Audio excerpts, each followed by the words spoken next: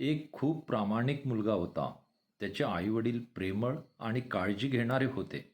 आई-वडील त्याला अभ्यासावर लक्ष द्यायला सांगायचे. मुलगा शांतपणे ऐकत असे, पण त्याला वाटायचे की आपले आई-बाबा खूप कडक आहेत.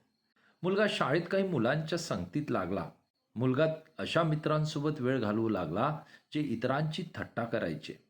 मित्र फक्त मजा करण्यासाठी, टिंगलटवाळी करण्यासाठी, कुठलीही रोकटोक न करता प्रत्येक गोष्टीला प्रोत्साहन देत असत. हळूहळू मुलगा आई-वडिलांपेक्षा मित्रांवर जास्त विश्वास ठेवू लागला. त्याच्या वागण्यातील बदल पाहून चुकीच्या मित्रांच्या संगतीत राहू नको याबाबत आई-बाबा त्याला सांगायचे. पण मुलगा आई-बाबांच्या सांगण्याकडे दुर्लक्ष करून मित्रांच्या सांगण्यावर चालू लागला.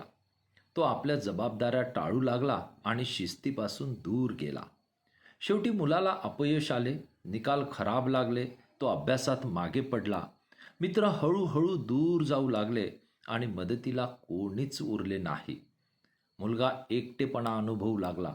तो गोंधळून गेला होता. शेवटी त्याला पश्चात्ताप झाला. त्याला आईबाबांचे शब्द आठवू लागले.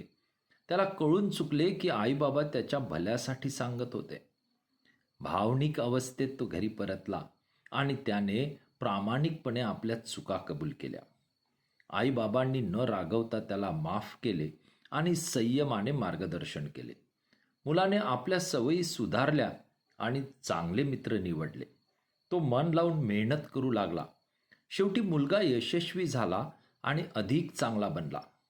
आई-वडिलांच्या मार्गदर्शनाचा आदर ठेवत तो मित्रांची निवडही काळजीपूर्वक करू लागला.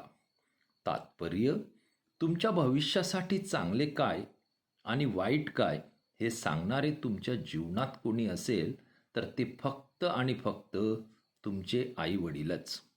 म्हणून आई-वडिलांच्या सांगण्याकडे कधीही दुर्लक्ष करू नका.